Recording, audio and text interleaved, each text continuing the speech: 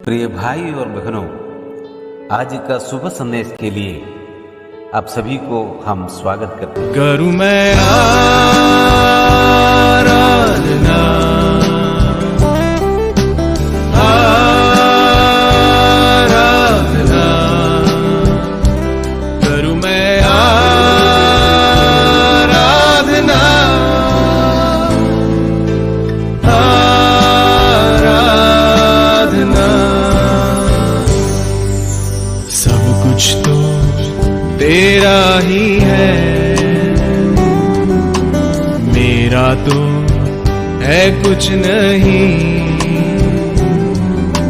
जो कुछ है सब है तेरा ही दान, करता हूँ मैं खुद को कुर्बान। करूँ मैं आराधना, आराधना, करूं मैं आराधना, आराधना। आज का संदेश परमेश्वर के दास नेल्सन थॉमस मुंबई से बांटा जाएगा। प्रार्थना के साथ सुनो। प्रभु परमेश्वर की स्तुति हो। थोड़ी देर के हमारे मनन के लिए आइए पढ़ेंगे मत्ती सुसमाचार 5:3 पर। Matthew's gospel chapter 5:3। धन्य है वे जो मन के दीन हैं, क्योंकि स्वर्ग का राज्य उन्हीं का है। प्यारों, पिछले कई हफ्तों से हम यीशु मसीह की कहानी, उसका इतिहास और सिद्धांत क्रमानुसार सीखने का प्रयास कर रहे हैं। यहाँ देखते हैं मत्ती 5, 6 और 7 अध्यायों में यीशु मसीह का पहाड़ी उपदेश, जो बहुत ही प्रसिद्ध एक संदेश है या उपदेश है। संसार के बड़े बड़े माननीय लोग इस यीशु मसीह का इस पहाड़ी उपदेश को बहुत पसंद करते हैं। महात्मा गांधी भी अपने पुस्तक में इस बात को लिखा है कि पहाड़ी उपदेश जो यीशु मसीह ने अपने चेलों को सिखाया, संदेश दिया, इन बड़े बड़े नेताओं के जीवन में बहुत ही प्रभाव दिया। क्योंकि यहाँ मत्ती अपने पुस्तक में यीशु मसीह को राजा के रूप में प्रस्तुत करते हैं। यीशु मसीह जो राजाओं का राजा, प्रभुओं का प्रभु, अपने प्रजा या अपने लोगों के जीवन में किस प्रकार का स्वभाव चाहिए, जीवन शैली चाहिए या चरित्र चाहिए, ये मत्ती 5, 6, 7 में हम लोग पढ़ते हैं। हम शुरू में पढ़ते हैं कि वो भीड़ को देखकर पर्वत पर चढ़ गया और वहां उसके चेले उसके पास आए और मुंह खोलकर उन चेलों को उपदेश दिया। जरूर एक भीड़ लोग सुनते हैं, लेकिन विशेष तौर से यीशु अपने चेलों को बता रहा है। प्रभु यीशु मसीह के राज्य के सदस्य,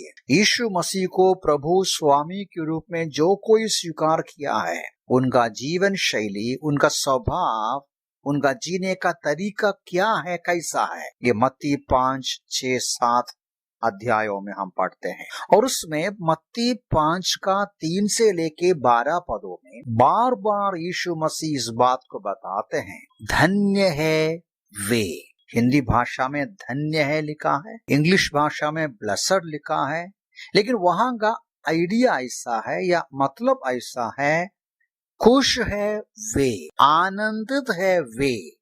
कौन?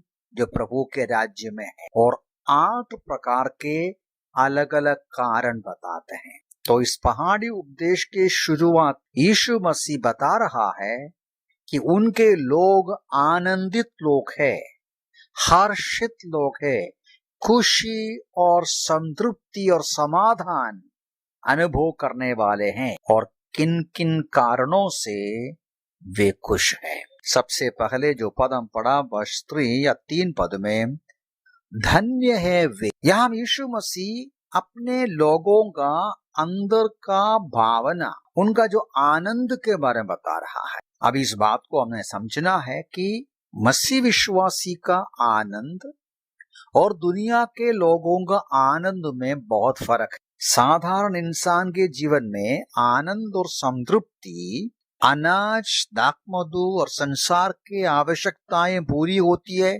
तो होता है, लेकिन प्रभु के लोगों का हृदय का आनंद ईश्वर देते हैं।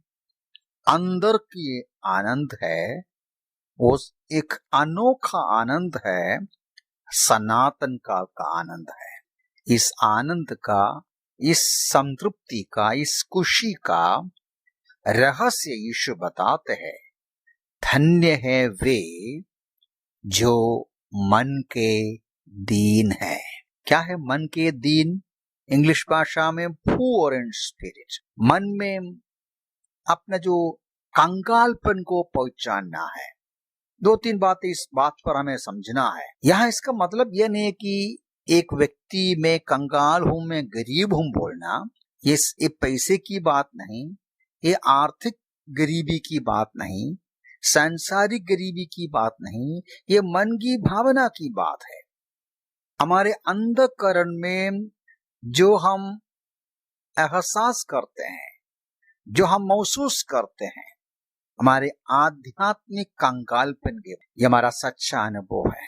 एक व्यक्ति परमेश्वर के पास जब सचमुच में ईमानदारी से आते हैं, परमेश्वर के राज्य में प्रवेश करने के लिए वो नालायक है, पाप में, अयोग्यता में, ईश्वर का जीवन रहित, आशाहीन, श्रापित व्यक्ति के रूप में महसूस होते हैं, तो वो व्यक्ति अपने आप को शून्य समझते हैं, अपने आप को दीन और कंगाल और गरीब आध्यात्मिक रूप में पहचानते हैं। ये नॉर्मल स्वाभाविक लोगों का तरीका नहीं, इंसान का तरीका नहीं। इंसान का तरीका अपने आप को घमंड करने का है, अपने आप को बड़ा समझने का है। लेकिन प्रभु यीशु मसीह बता रहा है कि परमेश्वर के राज्य में प्रवेश करने वाला, उनका बुनियादी तौर पर मन का भावना, मन में दीनता, मन में दीन, अपने आप को कंगाल समझना, अपने आप को शून्य समझना, अपने आप को अयोग्य समझना, तभी ही वो सचमुच में ईश्वरीय आशीषें पा सकते हैं। प्रभु यीशु मसीह लूका सुसमाचार का 18 अध्याय में दो व्यक्तियों की प्रार्थना के बारे में कहते हैं। एक फरीसी की प्रार्थना अपने आप को बढ़ाते हुए, और एक चुंगी लेने वाले की प्रार्थना छाती को पीटते हुए, मुझ पापी पर दया कर, कुछ वो रो रहा है। यीशु मसीह बोला, परमेश्वर ने उसको धर्मी ठहराया। मेरे प्यारे भाई बहन, सच्चा आनंद, ईश्वरीय आशीष तब हम महसूस करेगा जब हमारे पाप की क्षमा पाएगा। वो कब होते हैं? अपने आप को शून्य समझते हैं, मैं नालायक हूं, मैं कंगाल हूं, मैं अयोग्य हूं, मैं एक अभागा मनुष्य हूं। इस बात को महसूस करते हुए, प्रभु मुझ पर दया कर, मेरे पापों की क्षमा कर, मुझे उद्धार कर, मुझे स्वर्गीय जीवन दीजिएगा, मुझे आपके पास ले लीजिए। इस प्रकार अपना शून्यता को, अपना कंगालपन को, अपना आत्मिक शून्यता को महसूस करेगा। यीशु मसीह बोलते हैं, धन्य है वे जो मन के दीन है, क्योंकि स्वर्ग का राज्य उन्हीं का है। वे स्वर्ग का राज्य में प्रवेश करेंगे, वे पाप की क्षमा पाएगा, वे नया जन्म पाएंगे, परमेश्वर के आशीर्वाद को पाएंगे। प्रभु हमें सहायता करे, हमारे हर रोज के जीवन में इस बात को हम कबूल करें, मैं कुछ नहीं, हमारी शून्यता को महसूस करें, कबूल करें, मैं पापी और लाचार और अयोग्य अभागा मनुष्य हूं, मुझ पर दया कर। प्रभु का वायदा है, हमें स्वीकार करेगा, क्षमा करेगा, शुद्ध करेगा, आशीष देगा, हम धन्य होंगे। प्रभु इन वचनों से हमें सहायता करें। प्रभु